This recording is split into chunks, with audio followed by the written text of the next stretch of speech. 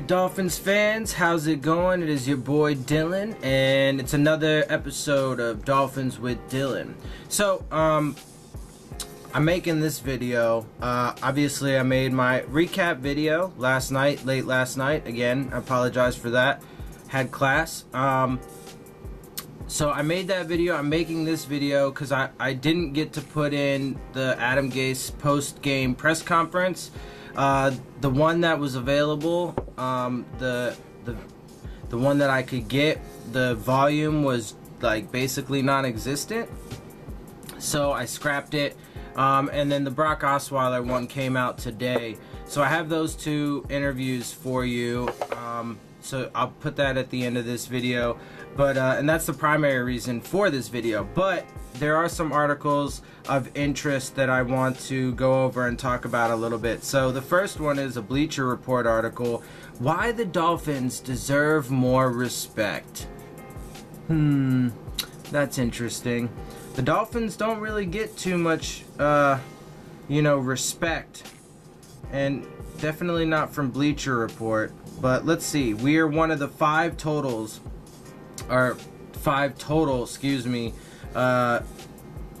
teams in this article. It's basically the sleeper teams. So anyway, they list the Vegas's 2018 projected win total is at 6.5. We all know that. Similar to the Colts, the Miami Dolphins welcome back their starting quarterback under center. The last time Ryan Tannehill played a majority of the season, this team went to the playoffs as a wild card. There's more to like about the Dolphins than the lack of Jay Cutler, though. Between fourth-year veteran Frank Gore and emerging tailback Kenyon Drake, Miami has a solid 1-2 punch in its backfield. In 2017, Gore logged 1,206 yards from scrimmage with the Colts. Drake, meanwhile, led the league in rushing yards, 444, between weeks 13 and 17, averaging 4.88 yards per carry in that span. Though the Dolphins traded wideout Jarvis Landry to the Cleveland Browns, both Gore and Drake can help fill his void as pass catchers. Miami also added Danny Amendola, Albert Wilson, and rookie tight end Mike Gesicki, who flashed his pass-catching ability at Penn State with 57 receptions for 563 yards and 9 touchdowns as a senior. The Dolphins may also have a third-round gem in Jerome Baker, who usurped Stephon Anthony for a starting role at linebacker. Rookie defensive back Minkah Fitzpatrick's versatility will allow the secondaries to show different looks too. Miami should have an opportunity to challenge the Patriots for a division title. It sounds strange considering New England's 9-year run as AFC East champions, but the Dolphins have the talent to pull off a shocker. It's funny, bruh. Up until the past, few weeks, there was little to no love for the Dolphins. Like, I think maybe a handful of places, like MMQB, Monday Morning Quarterback, fucking couple places, said some nice things outside of, Dolphins media. And even a lot of, Dolphins media's been, not so high on us. But it's funny, bruh, because I'm telling you, we're finna have a special year this year. So get your helmet strapped on tight, because it's gonna be a wild ride, and I think it's gonna be a lot of fun. So real quick, here's an article from Pro Football Talk: Dolphins settle kicking competition, go with Jason Sanders.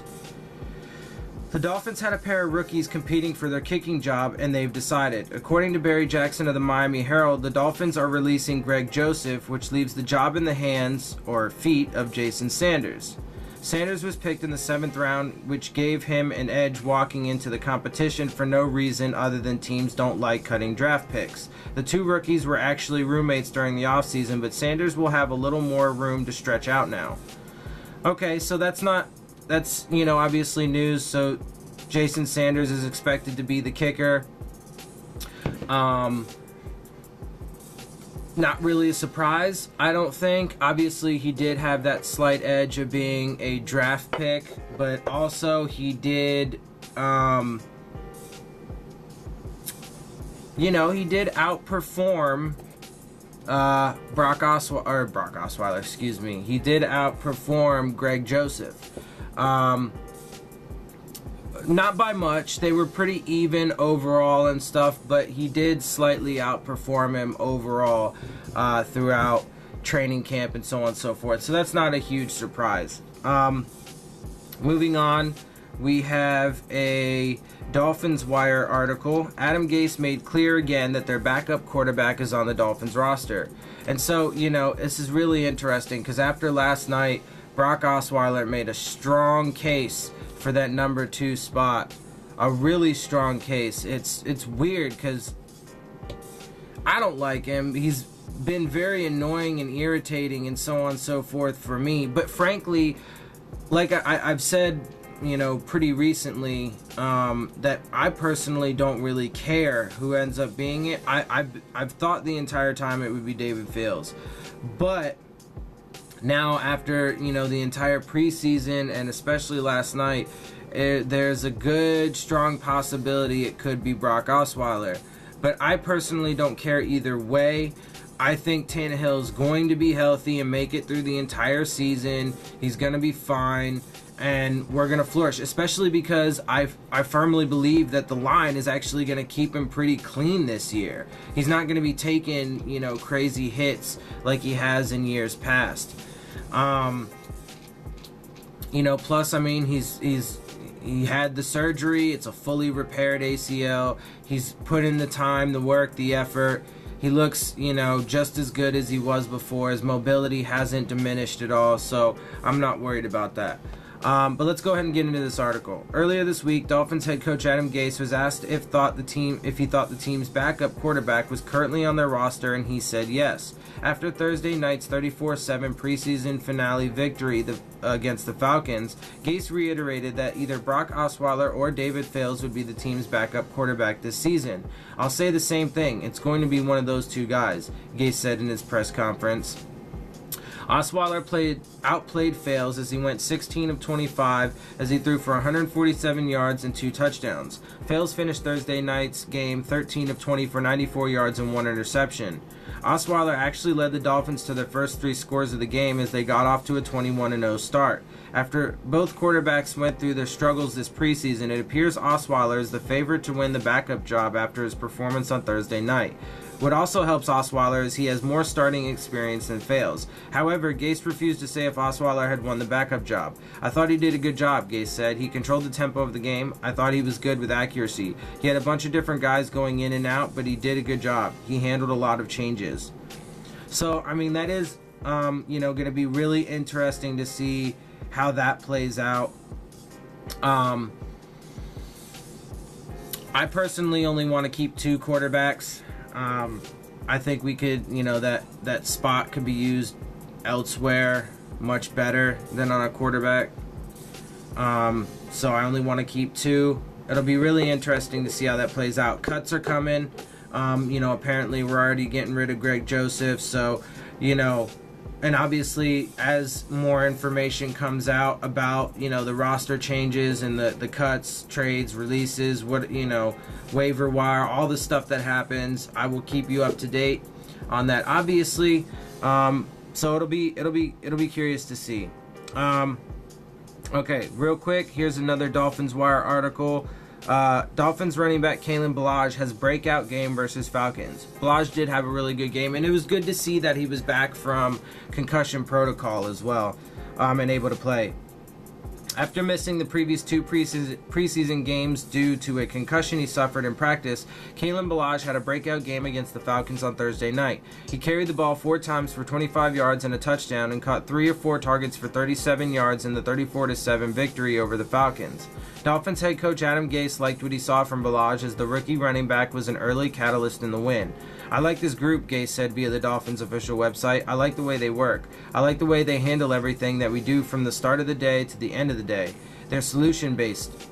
They're going to find a way to get things done the right way. Ballage finishes the preseason with 14 carries for 62 yards, 4.4 yards per carry, and 6 catches for 60 yards in 2 games. Although Ballage is behind Kenyon Drake and Frank Gore on the Dolphins depth chart, he still should receive some playing time this season.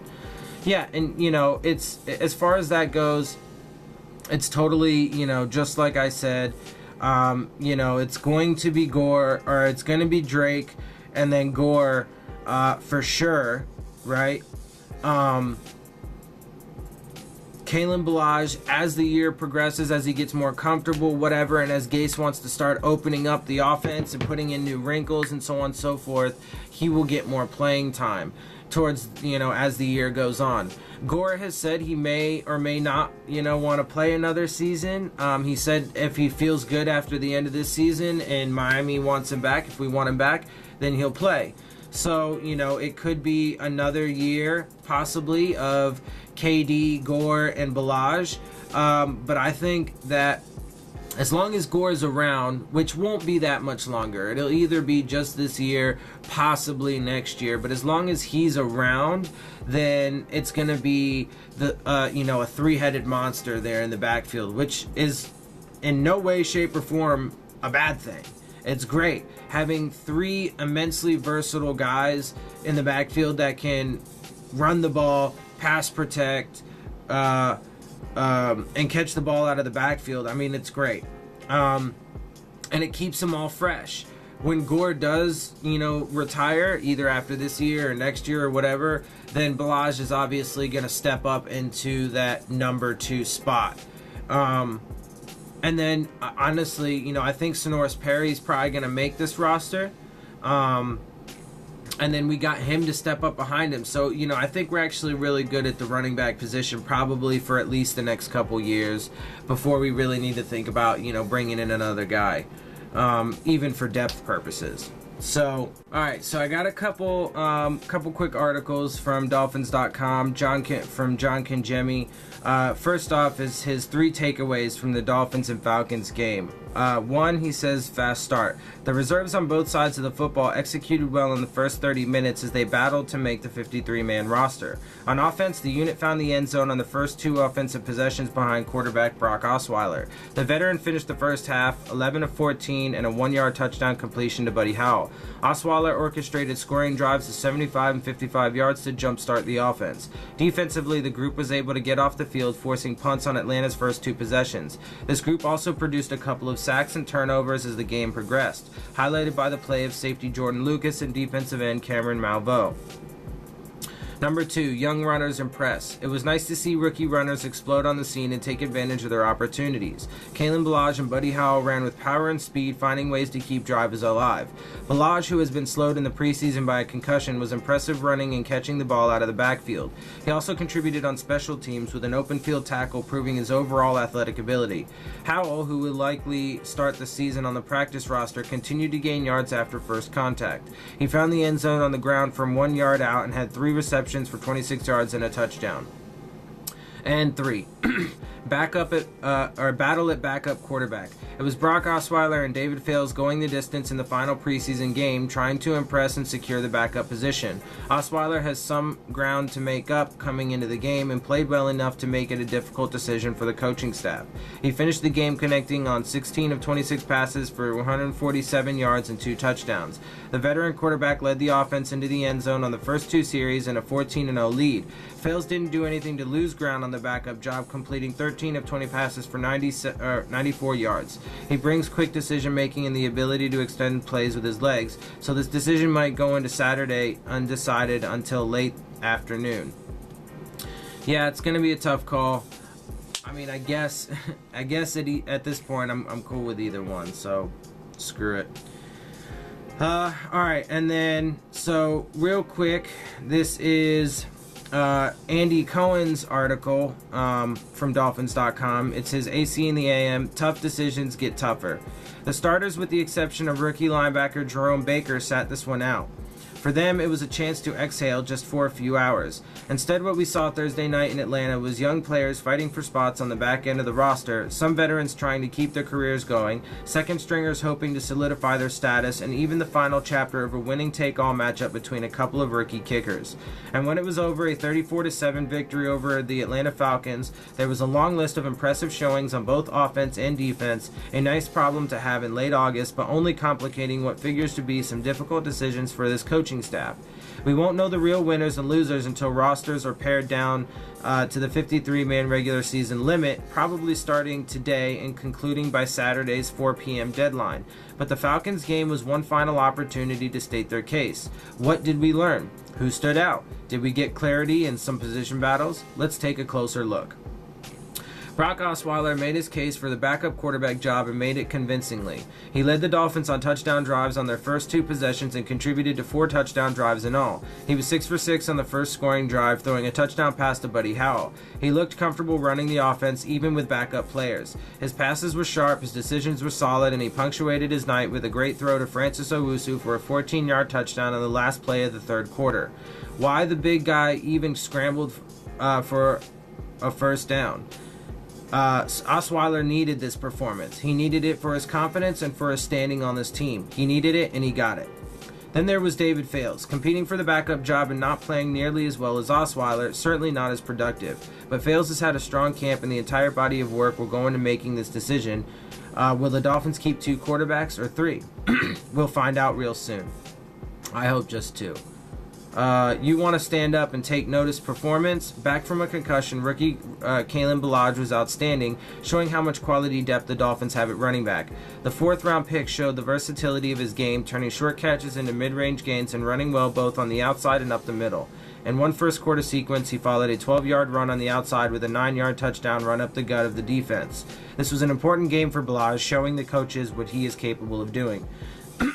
Did I mention running back Buddy Howell and a touchdown run and catch? Another example of quality depth at running back. As for the kicking battle, it appeared dead even until Jason Sanders nailed a 56-yarder in the 4th quarter. Was that enough to win the job over fellow rookie Greg Joseph, who made his only attempt from 34 yards out? Sanders earlier had missed one from 53 yards out. Not totally sure who's going to prevail, but I can tell you this: there's going to be good young kicker on the waiver wire this weekend. And as we know, it is officially Jason Sanders.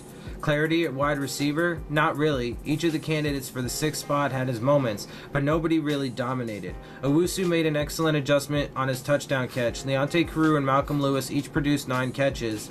Isaiah Ford looked quick, or nice catches, excuse me. Isaiah Ford looked quick turning the corner after his 2nd quarter catch, and Rashawn Scott also had a diving catch, but injured his ankle on the play.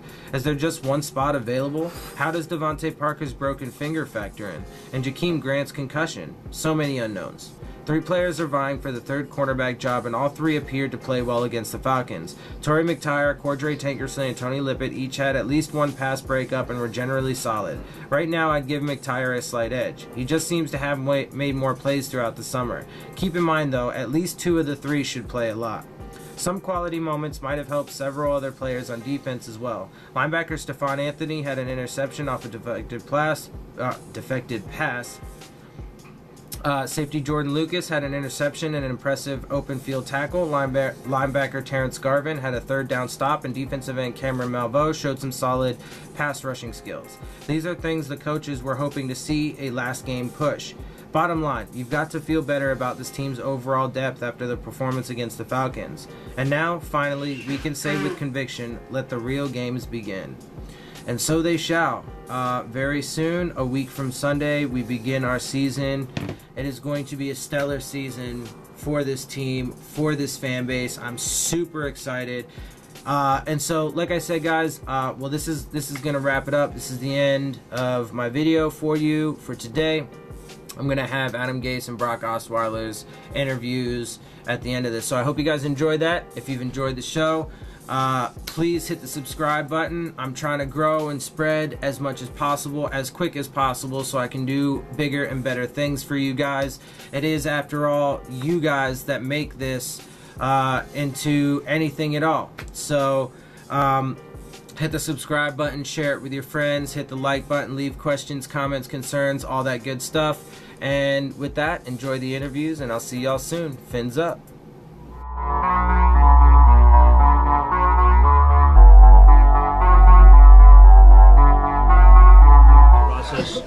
You thought you performed better than maybe some of the outside did, and tonight it showed up on the field. What was the difference tonight, would you say? Well, football's the ultimate team sport. It takes all 11 guys to be on the same exact page every single play to go out there and have success, and that's what makes this the greatest game in the world. And tonight we were able to do that. I think we played with a great tempo. We were playing really fast. Calls were coming in fast from the coordinator, and we had a lot of fun. It was a lot of fun. What felt right on the first drive?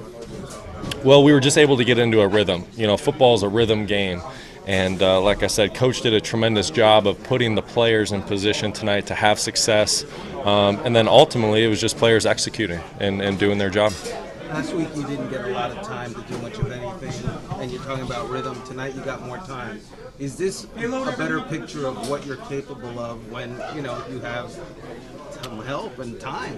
Yeah, I mean, I think I've started enough games in this league to, be able to see what I'm capable of doing. You know what I mean? So I don't think the coaches are going to look at just one game, but you would have to ask them what they're really trying to look for and what they're looking at. How rewarding is it personally to have a night like tonight? What's up? How rewarding is it personally to have a night like tonight? Well, just for a team, it's a lot of fun. This team has worked so hard throughout training camp, OTAs, mini camp, and then to come out here tonight in the fourth preseason game, with a group of guys that'll never be together again, and to be able to go out there and have success like this, ultimately it's just a lot of fun. And you're right, it's a big reward. You talk about your experience level. What else do you think that you bring to this team? Well, I've always taken great pride in my leadership. I try to be the best teammate I can possibly be every single day, always trying to put the team first. So, I take a lot of pride in my leadership, and I just love this game, and tonight was a lot of fun. Thought he did a good job, controlled the tempo of the game. Thought he was good with his accuracy. Some of those guys, we had a bunch of different guys going in and out, and thought he did a good job of just handling a lot of the changes. This was the last day of the competition, basically. Has Brock convinced you that he belongs on the team? I mean, we'll look at all this stuff when we get back. The guys will watch the film on the plane tonight, and then we'll have the discussion over the next couple of days. What did you like that you saw from your defense today? Well, I thought they did a good job. There were some really short drives, a lot of 3-and-outs. We got turnovers. I thought the guys were doing a good job of stripping at the ball and just trying to make sure that we were making it tough on their ball carriers. And it was good to see guys were flying around. A lot of pressure, it felt like, from just that front four. How efficient was tonight for this team in terms of execution? I thought it was pretty good. I'm sure when we go back and look at it, there'll be some mistakes, that we can easily clean up. But for the most part, it seemed like things went pretty smooth. Jerome Baker, I think, was the only projected starter that played today. What were you guys looking for him to get out of this? Well, we wanted him to just get a few more reps, and make sure that he's ready to go for the beginning of the season. And I think sometimes with the rookies, you just have to kind of make a decision of who you want to play and who you don't. And we felt like when it came to, he didn't start off where he was at the beginning of camp. So he was a little behind on some of the reps, so we thought it would be good to just get a couple series. What's he done to win you over for that job? I know you always liked him, but to become a starter, what's he done? I think his consistency's got better. As we've gone along, I think guys are able to rely on him, knowing that he's going to be in the right spots. I think his speed really can trump a lot of things. It can trump a lot of mistakes. If somebody has some kind of error up front, he can make up for it by chasing the ball carrier down. You talked about Osweiler. What about Phins? He got stroked pretty good early. I know that wasn't really how we wanted to start it off. Thought he had some good balls. He did a good job on third down converting. They had everybody covered, scrambled for one. When we go back and watch it, we'll kind of see where we had some mistakes there. I feel like there was a bunch of good plays and then probably some plays that he'd went back, but for the most part, I thought he did a good job of doing what we were asking him to do. You said multiple times that your backup quarterback was on the roster throughout training camp and the preseason. Do you leave here tonight feeling any differently? I'll say the same thing. It's going to be one of those two guys. How many decisions were cemented in your mind? Or some of them tonight that you saw right away? We're going to have that discussion in the next couple of days. Did you like what you saw from Kevin Lodge tonight? Yeah. He hasn't had a lot of opportunities. I was excited. The way that a couple of us were talking on the sideline before the game because we were kind of trying to gauge where he was at, and he looked very focused.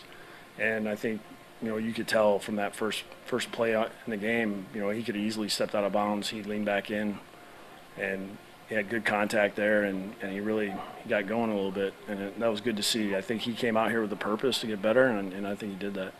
Adam, how do you feel about this part of the job that's coming up? You'll be letting guys go. It's the worst part. It's the worst part because we've been together since April.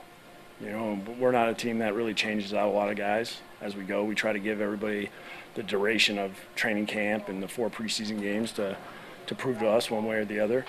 And now it's probably the least fun part of the job. So I know you're going to say something about tape and watching, but Sterup and Smith are obviously something of a competition. Can you say anything about their games tonight? No, you already answered your question. Thank you. Guys, good. You've seen every part of this team now. Your team, you've seen them for months. You got to see just the second and third stringers today. How do you feel right now? Where's your confidence level going into the season? I think it's the same as it's been since we put this team together. I like this group. I like the way they work. I like the way they handle everything that we do from the start of the day to the end of the day. And, I think we put a team together that basically in the NFL, you're going to run into adversity. I think this group will handle it. And, they're solution-based. They're gonna find a way to get things done the right way. Do you feel like you have enough depth at cornerback? Yeah, well, we'll look at this next couple days to see where it is, see how these guys played this game. I know we're young, but I like the way that we're competing. So when we look at the numbers, then we'll be able to say, because when you get down to it, you're talking about, are you keeping 4, are you keeping 5, and really that's where it gets thin anyways. You don't have a lot of options because 3 of those guys are probably playing anyways, so you got 2 backups. What about Isaiah Ford?